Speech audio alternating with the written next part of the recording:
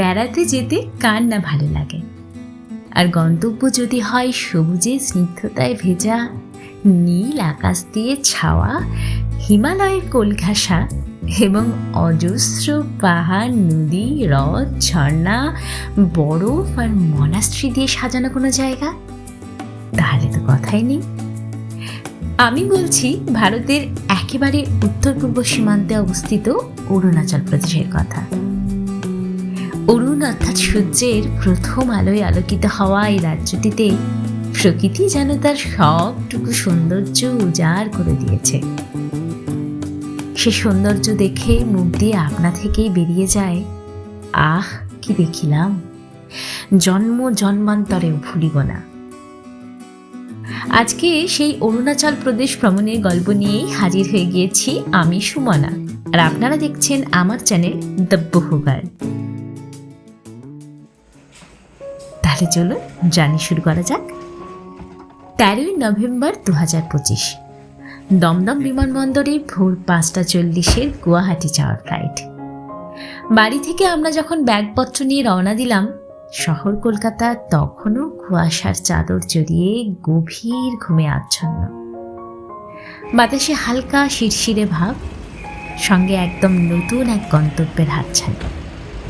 সব মিলিয়ে অদ্ভুত এক উত্তেজনায় মন তখন টকবক করে ফুটছে। ঘড়িতে এখন সময় ভোর 4:30, আর আমরা পৌঁছে গেছি এয়ারপোর্ট। আর আজকের ডেস্টিনেশন হচ্ছে অরুণাচল। আমরা যাচ্ছি অরুণাচল। হাই কিছু হাই করে দাও। কিছু হাই হাই হাই।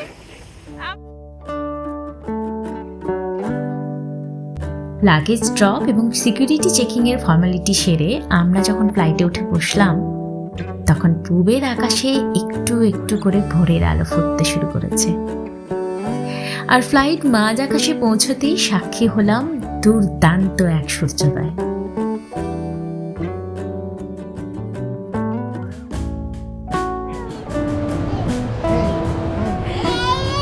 আমরা এখন পৌঁছে গেছি গুয়াহাটি এয়ারপোর্টে। ঘড়িতে সময় সকাল 7টা, একদম পাক্কা 7টা বাজে। ছোট্ট একটা প্লেন জার্নি ছিল 1 ঘন্টা 10 মিনিটের।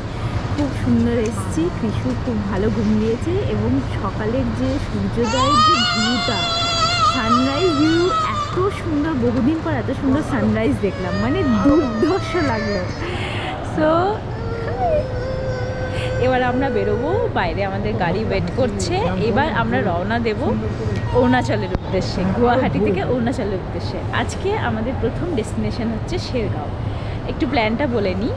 আমরা প্রথমে গুয়াহাটি থেকে যাব অরুণাচলের শেরগাঁও। শেরগাঁওয়ে একটা দিন থেকে, কালকে শেরগাঁও থেকে আমরা রওনা দেব দিরাং। দিরাংয়ের শান্তি ভ্যালিতে আমরা 2 দিন থাকবো। ওখান থেকে যাব তাওয়াং। তাওয়াংয়ে 2 দিন থেকে তারপর ওখান থেকে যাব বোমডিলা। বোমডিলাতে আবার একটা দিন থেকে তারপরের দিন যাব ওখান থেকে কাজিরাঙা। কাজিরাঙায় হবে জিপ সাফারি, এলিফ্যান্ট সাফারি এবং তারপরে কলকাতা ফেরা। তো একটা লম্বা ট্রিপ এবং আই হোপ ভীষণ ইভেন্টফুল হবে, খুব ভালো যাবে, ভীষণ ভালো, মানে রোমাঞ্চকর একটা অ্যাডভেঞ্চার হবে আমাদের, আশা করি। তো চলুন জার্নি শুরু করি। এই হলো গুয়াহাটি এয়ারপোর্টের বাইরেটা, ভীষণ সুন্দর, এত সুন্দর সাজানো গোছানো, ছিমছাম একটা এয়ারপোর্ট। আমরা ওয়েট করছি গাড়ির জন্য। এই হলো আমাদের গাড়ি। 10 দিনের জার্নিতে আমাদের এই গাড়ি আমাদের সঙ্গে থাকবে। আর এই হলেন আমাদের ড্রাইভার দাদা। চলো জার্নি শুরু করা যাক। ভীষণ এক্সাইটেড লাগছে।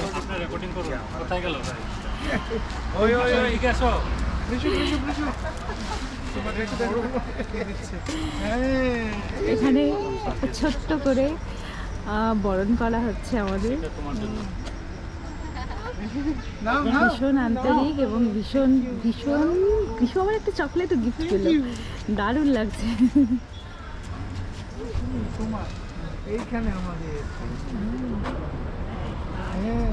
আমাদের জার্নি শুরু হয়ে গেছে।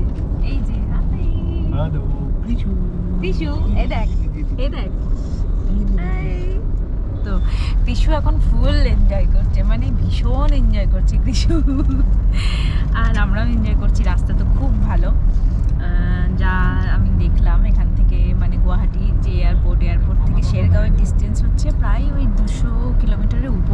20 কিলোমিটার। যা মনে হচ্ছে আমাদের ধীরে সুস্থে খেয়ে দিয়ে যেতে শেরগাঁও পৌঁছাতে 6-7 ঘন্টা লাগবে, কারণ ব্রেকফাস্ট করবো, মাঝখানে লাঞ্চ করব, ধীরে সুস্থে যাব, কোথাও মনে হলে একটু দাঁড়াবো, যাই এনজয় করতে করতে যাই। হালকা একটা ঠান্ডা ঠান্ডা ভাব আছে বাইরে, আর তার সঙ্গে হালকা রোদ্দুর বেরিয়েছে। দারুণ একটা সকাল, দারুণ একটা সকাল। আর এই যে কৃষু গোটা গাড়িতে ছুটে বেড়াচ্ছে। ও কৃষু, কেমন লাগছে তোমার? কেমন লাগছে তোমার? হ্যাঁ, নিচে নিচে দেখাচ্ছে যে হ্যাঁ ভালো লাগছে, ভালো লাগছে।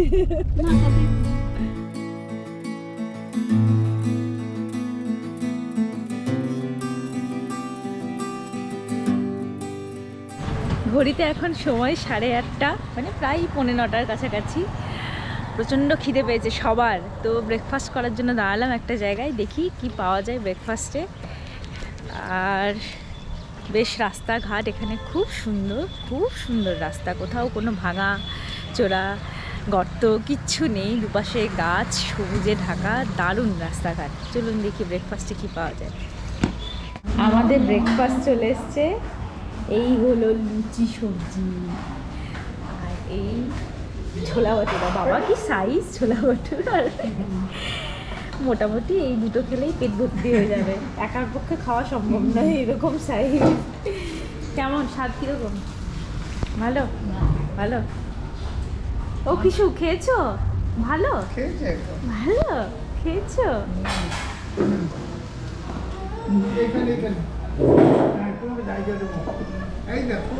কেমন?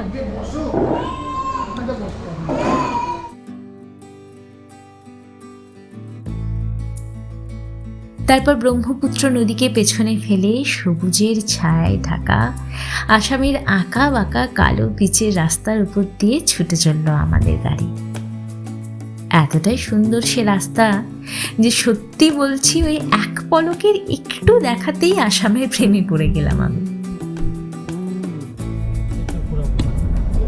এই দিকটা ভুটান,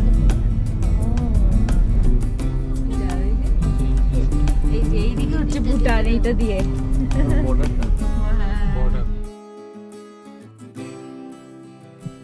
দুপুর প্রায় 11:30-12টা নাগাদ প্রতিবেশী দেশ ভুটানকে বাঁ হাতে রেখে কামেং নদী পেরিয়ে অবশেষে আমরা পৌঁছালাম অরুণাচলের প্রবেশদ্বার ভালুকপংয়ে। নদীর উপর যে ব্রিজটা আছে সেটা পার করে কিছুটা এসেই আমরা এখানে একটা চা ব্রেক নিতে দাঁড়ালাম। অনেকক্ষণ একটানা আসছি, তাই একটা চা ব্রেক খুব দরকার ছিল। আর চারপাশের প্রকৃতি কিন্তু এখানে পাল্টাতে শুরু করেছে, বেশ ছোট ছোট পাহাড় আর প্রচুর সবুজে ভর্তি, মানে মনে হচ্ছে চারদিকটা কেউ নীল আর সবুজ কালারে ভরে দিয়েছে, এত সুন্দর লাগছে। আর রাস্তাও সেরকম সুন্দর, মানে দুর্দান্ত আবহাওয়া, দুর্দান্ত লাগছে আমাদের এই জার্নি। এখন একটা চা ব্রেক নেব, তারপরে আবার যাব। এখনও আমাদের ড্রাইভার দাদা যা বলছেন, মোটামুটি 3 থেকে 4 ঘন্টা লাগবে আমাদের শেরগাঁও পৌঁছাতে। মনে হচ্ছে বিকেল সন্ধে হয়ে যাবে, তো দেখা যাক কতক্ষণ লাগে। আমরা তো আস্তে আস্তে ধীরে সুস্থে এনজয় করতে করতে যাচ্ছি। আর এই হলো আমার চারপাশের কিছুটা। কেমন লাগছে? আমরা এই অরুণাচল ঢুকে গেছি, ভালুকপংয়ে এন্ট্রি করে গেছি, কিন্তু এখনো ঠিক পাহাড় ফিলটা আসেনি। পাহাড়গুলো আমরা দেখতে পাচ্ছি। ঠান্ডা ওয়েদারটা এখনো সেভাবে আসেনি, কিন্তু ভালো। আর একটু ঢুকে গেলেই যে অরুণাচল প্রপারে ঢুকবো, তারপর থেকে চারপাশটা ভীষণ সুন্দর, তাই না? একদম নীল সবুজ, পুরো রাস্তা সেরকম সুন্দর, দারুণ। প্রচুর গ্রিন, প্রচুর। এই ভেতরে এখানে আমরা চা খাবো।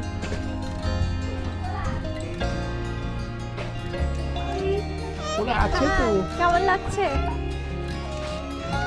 কেমন এনজয় করছি? তুমি তো ঘুমিয়ে কাটিয়ে দিলে।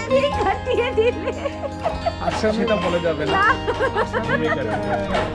ভেতর দিয়ে হার্ড রোডে আমি স্বপ্নের মধ্যে অরুণাচল দেখিনি,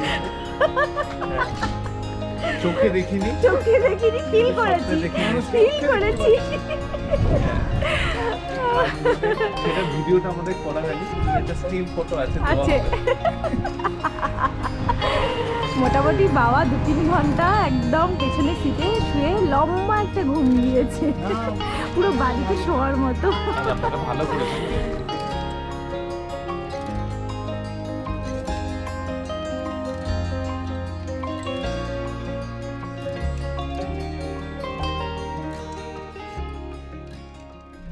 ভালুকপং পেরিয়ে চা খেয়ে এইখানে আমাদের আইএলপি জমা দিতে হবে, মানে দেখাতে হবে, দিয়ে তারপরে আমরা যাব সামনের দিকে, আমাদের আজকের ডেস্টিনেশন শেরগাঁওয়ের দিকে।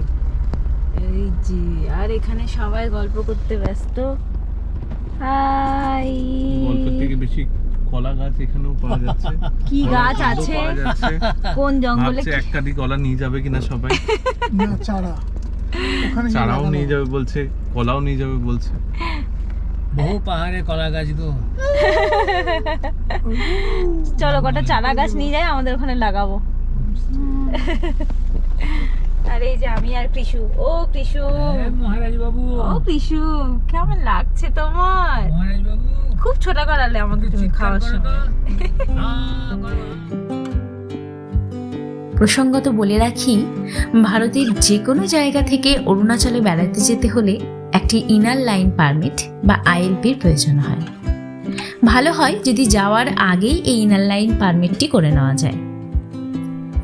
অনলাইন বা অফলাইন দুভাবেই এই আইএলপির জন্য আবেদন করা যায়। আইএলপির জন্য লাগবে 1 কপি ছবি আর আধার কার্ড। 3 দিন পর্যন্ত পারমিটের খরচ পড়বে 300 টাকা, আর 3 দিনের বেশি হলে এর খরচ পড়বে 500 টাকা। আমরা এই অরুণাচল ট্রিপ শুরু হওয়ার মোটামুটি 1 সপ্তাহ আগেই আইএলপি করে নিয়েছিলাম। আমরা এখন যাচ্ছি শেরগাঁওয়ের দিকে, কিন্তু আকাশে হালকা হালকা মেঘ, হালকা না ভালোই মেঘ, ভালোই নেই আর হালকা হালকা বৃষ্টি হচ্ছে। এইবার দেখা যাক, এরকম ওয়েদার আমরা আশা করিনি। এই যে মেঘ বৃষ্টি, ভেবেছিলাম বেশ রোদ ঝলমলে দিন হবে, কিন্তু কৃষুর সঙ্গে আবার একটা বৃষ্টির সম্পর্ক আছে। কৃষু যেখানে যায় সেখানে বৃষ্টি হয়, সুতরাং দেখা যাক কি হয়। বৃষ্টি দেখে কৃষু কান্নাকাটি শুরু করে দিয়েছে। ভালুকপং পেরোনোর একটু পর থেকেই রাস্তার দুপাশের প্রাকৃতিক সৌন্দর্য যেন দ্বিগুণ হয়ে গেল। চারপাশে নীল যে সবুজ পাহাড়ের দল, তাদের মধ্যে দিয়ে আঁকা বাঁকা পথ বেয়ে এগিয়ে চলেছে আমাদের গাড়ি। মাঝে মধ্যে ঠান্ডা হাওয়া এসে ছুঁয়ে যাচ্ছে আমাদের। উফ, সে যে কি অদ্ভুত ভালো লাগা, তা শুধু আমাদের মতো সমতলের মানুষেরাই জানে। যেতে যেতে এত সুন্দর একটা জায়গা দেখতে পেলাম যে না দাঁড়িয়ে পারলাম না। আমার পেছনের ভিউটা এখন কিছুটা এই রকম, হালকা একটু মেঘ আছে এবং তার সঙ্গে হালকা বৃষ্টিও হচ্ছে। জানি না আগামী কয়েকদিন ওয়েদার কীরকম থাকবে, বৃষ্টি হবে কি না, কিন্তু মানে এখন দারুণ লাগছে। দেখাচ্ছি আপনাদের প্রকৃতির কি অদ্ভুত সৃষ্টি, এবং তার উপরে মানুষের কারসাজি। একদিকে খাড়া পাহাড় উঠে গেছে, এইরকম একদম ন্যাড়া পাহাড় খাড়া উঠে গেছে, মাঝখান দিয়ে চলে এসছে রাস্তা যেটা মানুষ তৈরি করেছে, আর আরেক দিকে এই রকম খাড়া পাহাড় নিচে নেমে গেছে, পুরো গভীর খাদ, আর সেই খাদকে ঘিরে রেখেছে এরকম নীলচে সবুজ পাহাড়ের দল। অদ্ভুত সুন্দর লাগছে। আর ওই যে কালো মেঘ, জানি না আবহাওয়া কেমন থাকবে, ভীষণ সুন্দর লাগছে। আর কি শান্ত একটা জায়গা, এত নীরবতা, এত নির্জনতায় জায়গাটাতে, এত শান্ত, স্নিগ্ধ, সুন্দর, মানে মনে হচ্ছে বসে থাকি এখানে।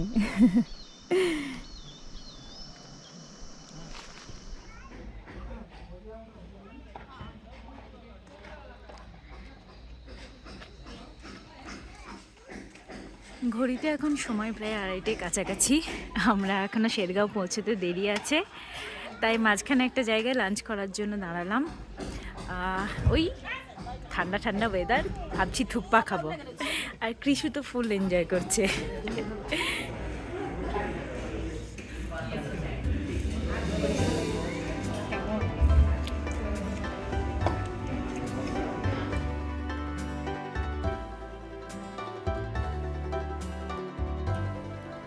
তারপর আরও অনেক পাহাড়ি বাঁক পেরিয়ে এক নাম না জানা নদীকে সঙ্গে করে শেরগাঁওয়ের কাছাকাছি পৌঁছতেই দেখি পাহাড়ের গা বেয়ে একটু একটু করে সন্ধে নামতে শুরু করেছে। আলটিমেটলি প্রায় 8 ঘন্টার জার্নির পর আমরা পৌঁছে গেছি। অ্যাকচুয়ালি আমরা অনেক জায়গায় দাঁড়িয়েছি, ধীরে সুস্থে এসেছি বলে এত সময় লাগলো, না হলে ওই একটা না আসলে 4-5 ঘন্টা লাগবে। তো আমরা পৌঁছে গেছি শেরগাঁও। এই হলো শেরগাঁও। চারিদিকে সবুজ পাহাড়, গাছপালা, নীল আকাশে ঢাকা, দুর্দান্ত একটা জায়গা। আসার সময় একটা নদীও পাশ দিয়ে বয়ে গেছে, আর সেই নদীর ধার ঘেঁষেই আজকে আমাদের থাকার আস্তানা উইলো রিসর্ট, দ্য উইলো রিসর্ট। খুব সুন্দর। এখানে 2 রকমের কটেজ আছে, একটা হচ্ছে সিঙ্গেল কটেজ, মডিউলার কটেজ, আর একটা হচ্ছে অ্যাটিক কটেজ। তো অ্যাটিক কটেজগুলোতে মানে উপরে 2টো ফ্লোরের মতো করা আছে, তো ওগুলো ফ্যামিলি নিয়ে আসলে শেয়ারও করতে পারবেন। আর এই মানে রিসর্টটা সবথেকে ভালো হলো যে পাশ দিয়ে নদী বয়ে গেছে, সামনে অনেকটা খোলা লনের মতো জায়গা আছে, মানে সুন্দর গুছিয়ে ঘুরে বেড়াতে পারবেন, বনফায়ার করতে পারবেন, সময় কাটাতে পারবেন নদীর ধারে বসে। সব দেখাচ্ছি ভালো করে। এই যে জল বয়ে যাওয়ার যে আওয়াজ, নদীর আওয়াজ এত ভালো লাগছে না। ওই শহরের সারাক্ষণ গাড়ির আওয়াজ, হর্ন, মাইক, সব কিছুর বাইরে বেরিয়ে এসে মানে মনে হচ্ছে অন্য একটা জগতে চলে এসেছি। এত সুন্দর একটা জায়গা, একদম নদী বয়ে যাচ্ছে, এই যে সেই নদী, আর ঠিক তার পাশে এইখানে হচ্ছে আমাদের আজকে থাকার আস্তানা। খুব সুন্দর। আমরা এটা সত্যি কথা বলতে গুগল থেকে খুঁজে বার করেছি, দ্য উইলো রিসর্ট। গুগলে রিভিউ দেখে ভালো করে খোঁজ খবর নিয়ে তারপরে ওখান থেকে ফোন নাম্বার নিয়ে আমরা এখানে ফোন করে তারপরে এনাদের কাছ থেকে সমস্ত ডিটেল জেনে তারপরে বুকিং করেছি। আপনাদেরকে এখানকার ফোন নাম্বার, কন্ট্যাক্ট নাম্বার দিয়ে দেবো এবং কত কী প্রাইস সব বলে দেবো। আর এই হচ্ছে আমাদের আজকে থাকার আস্তানা। চলুন কটেজগুলো ঘুরে দেখায়।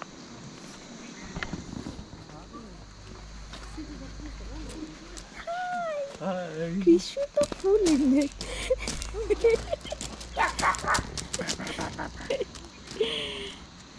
এই যে এইগুলি হচ্ছে অ্যাটিক কটেজ, যেটার কথা বলছিলাম, 2টো করে ফ্লোর আছে। তো আমরা যেহেতু বাবা মাদের নিয়ে মোট 6 জন, কৃষুকে নিয়ে মোট 6 জন, তো আমরা 2টো কটেজ বুক করেছি পাশাপাশি। এই যে একটা কটেজ, এই সামনে একটা সুন্দর বসার জায়গা, আর এই ঢুকেই এখানে সাইডে হচ্ছে ইলেকট্রিক কেটলি থেকে শুরু করে জামা কাপড়, ব্যাগ রাখার জায়গা। এটা ডাবল বেড এখানে। আর এইখানে সিঁড়ি দিয়ে উঠে, এইটা আমার সব থেকে বেস্ট পার্ট লেগেছে, এই যে সিঁড়ি দিয়ে উঠে এখানে উপরে আর একটা থাকার জায়গা, মানে একদম একসাথেও থাকা হবে আবার একদম সেপারেটও। এত সুন্দর, দেখুন জানলা দিয়ে কি সুন্দর ভিউ। খুব সুন্দর লেগেছে এনাদের এই রিসর্টের এই কটেজের ব্যাপারটা। তো এই হলো মোট আমাদের কটেজ আজকে। দারুণ দারুণ। এটার এই একটা কটেজের প্রাইস হচ্ছে 4,500 টাকা, আর যেগুলো মডিউলার কটেজ সেগুলোর ভাড়া হচ্ছে 3,500।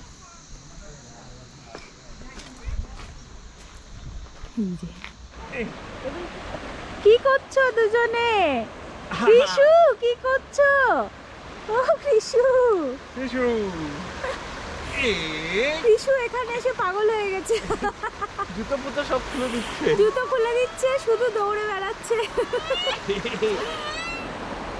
আমরা এখন আছি শেরগাঁওয়ে, আর শেরগাঁও সত্যি অসাধারণ, সত্যি সুন্দর।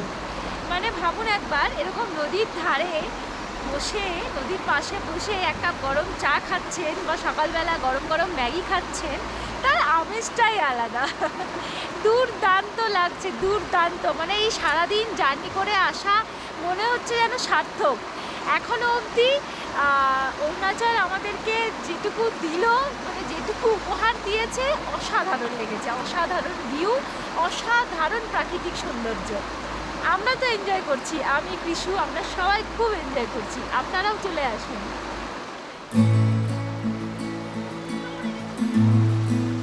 খুব শিগগিরই দেখা হচ্ছে সুন্দরী শেরগাঁওয়ের পরবর্তী গল্প নিয়ে। ততদিন সবাই খুব ভালো থাকবেন, আনন্দে থাকবেন।